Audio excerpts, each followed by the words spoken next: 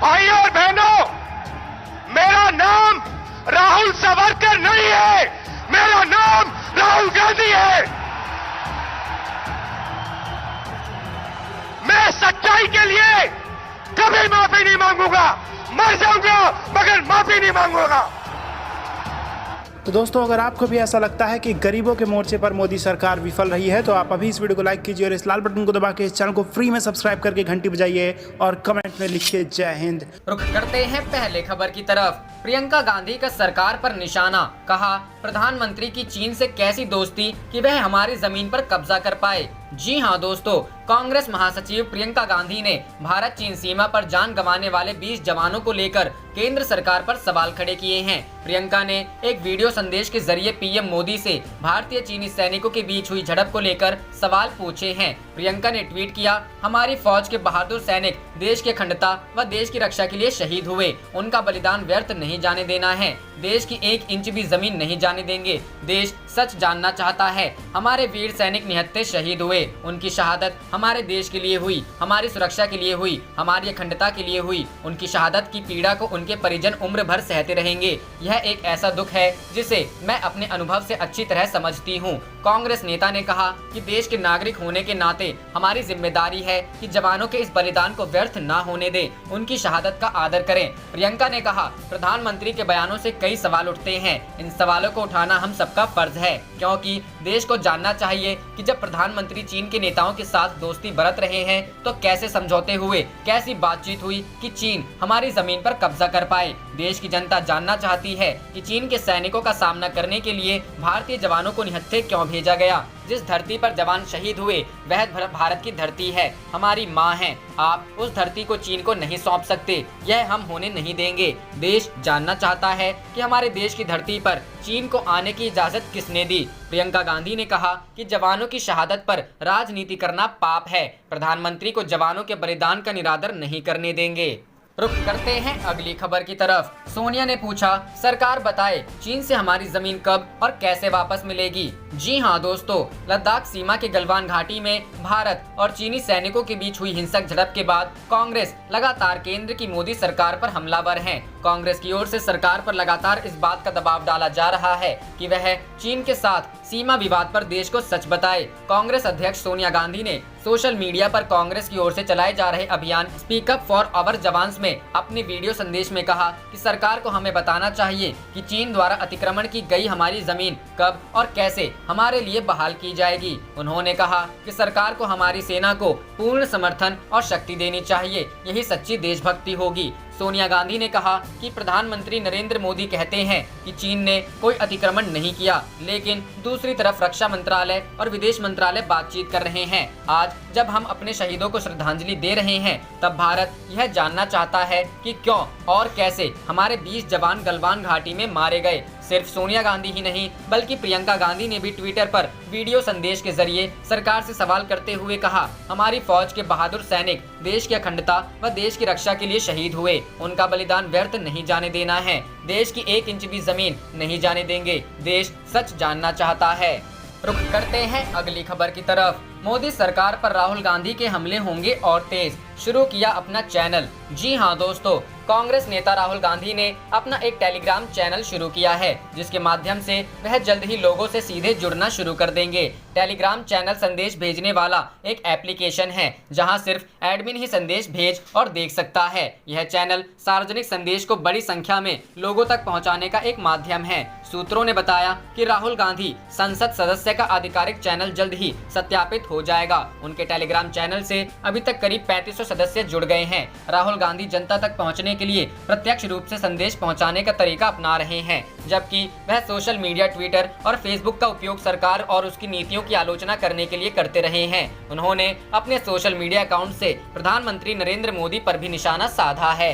रुख करते हैं अगली खबर की तरफ। प्रशांत किशोर ने नीतीश पर साधा निशाना, कहा चुनावी तैयारी को लेकर कोरोना संकट पर नहीं दे रहे ध्यान। जी हां दोस्तों, कभी जेडीयू में रहे राजनीतिक रणनीतिकार प्रशांत किशोर एक बार फिर मुख्यमंत्री नीतीश कुमार पर निशाना साधा है। बिहार में कोरोना वायरस के फैलाव को लेकर नीतीश सरकार पर सवाल दागा है। उन्होंने आरोप लगाया है कि नीतीश कुमार ने तय कर लिया है कि बिहार में कोरोना जांच की रफ्तार नहीं बढ़ाएंगे। यह आरोप प्रशांत किशोर ने शुक्रवार को ट्वीट कर लगाया है। बता दें कि जेडीयू से बाहर निकलने के बाद प्रशांत किशोर लगातार नीतीश सरकार के खिलाफ आरोप लगाते रहे हैं। दरअसल एक समय था जब राजनीतिक रणनीतिकार और सियासी गलियारे में पीके के नाम से फेमस प्रशांत किशोर जेडीयू के शीर्षस्थ पोस्ट पर थे। वे जेडीयू के राष्ट्रीय उपाध्यक्ष भी रह चुके हैं, लेकिन जब से उन्हें पार्टी से हटाया गया है तब से एनडीए पर हमलावर हो गए हैं। ट्वीट कर कभी जेडीयू तो कभी भाजपा पर हमलावर करते रहते हैं। शुक्रवार को उन्होंने अपने नए ट्वीट में नीतीश सरकार पर कोरोना संकट को लेकर आरोप लगाया है। प्रशांत किशोर ने अपने ट्वीट में लिखा है, कोरोना की वजह से चुनाव और उसकी तैयारियों में कोई बाधा न आए, इसलिए नीतीश कुमार ने तय कर लिया है कि बिहार में कोरोना की जांच की रफ्तार को नहीं बढ़ाएंगे। उन्होंने इसी ट्वीट में आगे लिखा है कि पूरे देश के लेवल पर बिहार में कोरोना की सबसे कम टेस्टिंग हो रही है। कोरोना से संक्रमित लोगों को पता न चलने या उसमें देरी के भयावह परिणाम हो सकते हैं। इसके पहले इसी माह 14 जून को उन्होंने कोरोना टेस्टिंग को लेकर नीतीश सरकार पर हमला किया था। उन्होंने अपने ट्वीट में लिखा था कि देश में सबसे कम टेस्टिंग, 7 से 9% पॉजिटिव केस दर और 6000 से ज्यादा केस के बावजूद बिहार में कोरोना के बजाय चुनावों की चर्चा है। 3 महीने से कोरोना के डर से अपने आवास से न निकलने वाले नीतीश कुमार समझते हैं कि लोगों के घरों से निकलकर चुनाव में भाग लेने में कोई खतरा नहीं है। गौरतलब है कि घर से नहीं निकलने को लेकर राजद सुप्रीमो लालू यादव और नेता प्रतिपक्ष तेजस्वी यादव ने भी हमला किए थे। हालांकि अब सीएम नीतीश कुमार लगातार दौरा कर रहे हैं और नेपाल बॉर्डर पर जाकर तटबंधों का जायजा भी ले रहे हैं। रुख करते हैं अगली खबर की तरफ। दिल्ली कोरोना मामले बढ़ने के बाद जिला न्यायाधीश ने दिए घर से काम करने के निर्देश। जी हां दोस्तों, रोहिणी कोर्ट में कोरोना वायरस के मामले बढ़ने के मद्देनजर जिला न्यायाधीश ने सभी न्यायिक अधिकारियों से घर से काम करने और कर्मचारियों को अदालत नहीं आने का निर्देश दिया है। जिला न्यायाधीश स्वर्णकांता शर्मा ने इस तथ्य पर संज्ञान लिया कि कुछ न्यायिक अधिकारी अपने कर्मचारियों को अदालत परिसर में आने के लिए कह रहे हैं और उन्होंने इस संबंध में एक परिपत्र जारी किया। परिपत्र में कहा गया है कि न्यायिक अधिकारियों को घर से काम करने के लिए दिल्ली उच्च न्यायालय के निर्देश के बावजूद ऐसा संज्ञान में आया है कि इनमें से कुछ नियमित रूप से अदालत आ रहे हैं और अपने पूरे स्टाफ को हर दिन बुला रहे हैं। पिछले कुछ हफ्तों में अदालतों में आने वाले कई कर्मचारियों और न्यायाधीशों के कोरोना संक्रमित पाए जाने के बाद 19 जून को जारी एक परिपत्र में ये निर्देश दिए गए हैं। इसमें कहा गया है कि अगर न्यायाधीशों के पास वीडियो कॉन्फ्रेंस के जरिए मामलों पर सुनवाई करने की तकनीकी सुविधा उपलब्ध नहीं है तो वे जिला न्यायाधीश को सूचित करें। परिपत्र में कहा गया है कि किसी खास दिन ड्यूटी पर केवल 1 या 2 कर्मचारियों को ही बुलाया जाए। इसमें कहा गया है कि हालांकि स्टेनोग्राफर फोन के जरिए अपने घर से काम कर सकते हैं। रुख करते हैं अगली खबर की तरफ। गोरखपुर हॉस्पिटल विवाद में बीजेपी एमपी कमलेश पासवान समेत 56 पर एफआईआर। जानिए पूरा मामला। जी हां दोस्तों, हॉस्पिटल को लेकर चल रहे विवाद के बीच गोरखपुर की कैंट पुलिस ने दोनों पक्षों की तहरीर पर एफआईआर दर्ज किया है। इसमें एक पक्ष ने बीजेपी सांसद कमलेश पासवान समेत 6 नामजद और 50 अज्ञात पर मामला दर्ज करवाया है। दूसरे पक्ष ने हॉस्पिटल संस्थापक विजय पांडे समेत 8 नामजद और 40 अन्य के खिलाफ केस किया है। इसमें लूट, बलवा, मारपीट और SC/ST एक्ट के तहत एफआईआर पंजीकृत हुआ है। जानकारी मिली है कि हॉस्पिटल पर कब्जे को लेकर सांसद और संस्थापक में विवाद है। इस मामले में विवाद बढ़ता देख गोरखपुर पुलिस सतर्कता बरत रही है। सांसद कमलेश पासवान ने दूसरे पक्ष पर अभद्रता का आरोप लगाया है। बता दें, पासवान यूपी के बांसगांव लोकसभा सीट से सांसद हैं। गौरतलब है कि सांसद कमलेश द्वारा अपशब्द बोलने का एक वीडियो भी वायरल हुआ था। इस मामले में दोनों पक्षों ने एक दूसरे के खिलाफ कैंट थाने में तहरीर दी थी। बताया जा रहा है कि हॉस्पिटल पर कब्जे को लेकर साझेदारों में विवाद चल रहा है। इस मामले में ASP SSP के आदेश पर पुलिस ने केस दर्ज किया है। कैंट पुलिस मामले की जांच कर रही है।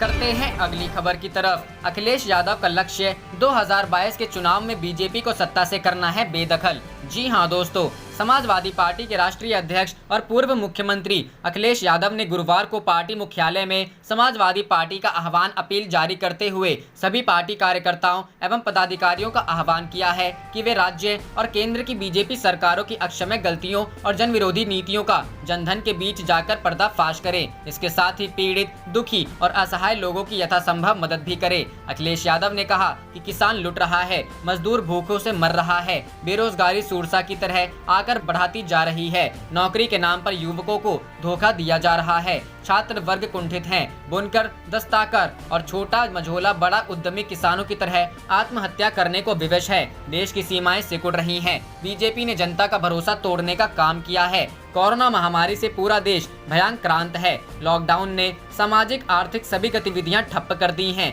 लाखों श्रमिक बेरोजगार हो गए हैं। अखिलेश यादव ने कहा कि बीजेपी ने सत्ता में आने के बाद जनहित का कोई उल्लेखनीय काम नहीं किया है। जनता अपने साथ हुए विश्वासघात को भूल नहीं सकती है। इसलिए हमारा मुख्य लक्ष्य उत्तर प्रदेश में कुशासन का पर्याय बन गई बीजेपी सरकार को 2022 के चुनावों में सत्ता से बेदखल करना है। Samajwadi party, Mahatma Gandhi, doctor Ram Manohar Lohia, doctor Bhimrao Ambedkar, आचार्य नरेंद्र देव, लोक नायक जयप्रकाश नारायण और चौधरी चरण सिंह के बताए हुए रास्ते पर चलते हुए आर्थिक सामाजिक गैर बराबरी और सभी किस्म की विषमताओं के विरुद्ध संघर्षरत रही है। समाजवादी पार्टी के राष्ट्रीय अध्यक्ष अखिलेश यादव ने कहा कि बीजेपी की केंद्र सरकार ने देश को आर्थिक अराजकता, मंदी, अपराध और लोकतंत्र के अवमूल्यन की दिशा में ढकेला है। साजिश और अफवाह यही बीजेपी के हथियार हैं। उन्होंने कहा कि बीजेपी की एकाधिकारी प्रवृत्ति की आशंका प्रबल होती दिखती है। अखिलेश यादव ने कहा कि आज के दिन ही देश में लोकतंत्र को तानाशाही का शिकार बनाया गया था।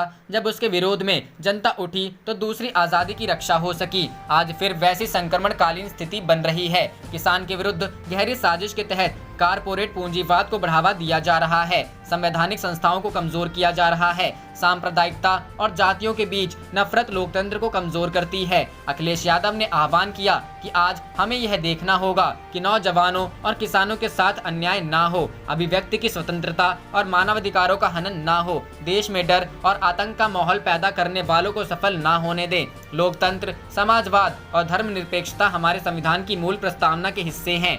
समाजवादी पार्टी इनके लिए प्रतिबद्ध है। इसके साथ ही अखिलेश ने आज के दिन उन लोकतंत्र रक्षक सेनानियों को नमन किया जिन्होंने आपातकाल में यंत्रणाएं सहकर भी तानाशाही को उखाड़ फेंका था। रुख करते हैं अगली खबर की तरफ। सपा कार्यकर्ताओं ने भैंसा बुग्गी लेकर कमिश्नरी से कलेक्ट्रेट तक किया प्रदर्शन। पेट्रोल डीजल की बढ़ती कीमतों का विरोध। जी हां दोस्तों, देश में बढ़ते पेट्रोल व डीजल के दामों को लेकर समाजवादी पार्टी ने प्रदेश व्यापी प्रदर्शन शुरू कर दिया है। मेरठ में भी समाजवादी पार्टी के कार्यकर्ताओं ने कमिश्नरी से लेकर कलेक्ट्रेट तक भैंसा बुग्गी से सवार होकर प्रदर्शन किया। इस दौरान प्रधानमंत्री नरेंद्र मोदी और मुख्यमंत्री योगी आदित्यनाथ विरोधी नारे भी लगाए। SC/ST प्रकोष्ठ के निर्वतमान महानगर अध्यक्ष विपिन मनोटिया के नेतृत्व में धरना प्रदर्शन किया गया। उन्होंने कहा कि भाजपा सरकार केंद्र और प्रदेश में व्यापारियों का उत्पीड़न कर रहे हैं। उन्होंने अधिकारियों के माध्यम से सरकार को अल्टीमेटम दिया कि अगर दाम कम नहीं हुए तो बड़ा प्रदर्शन करेंगे। इस मौके पर दीपक सूद, अमित प्रधान आदि मौजूद रहे।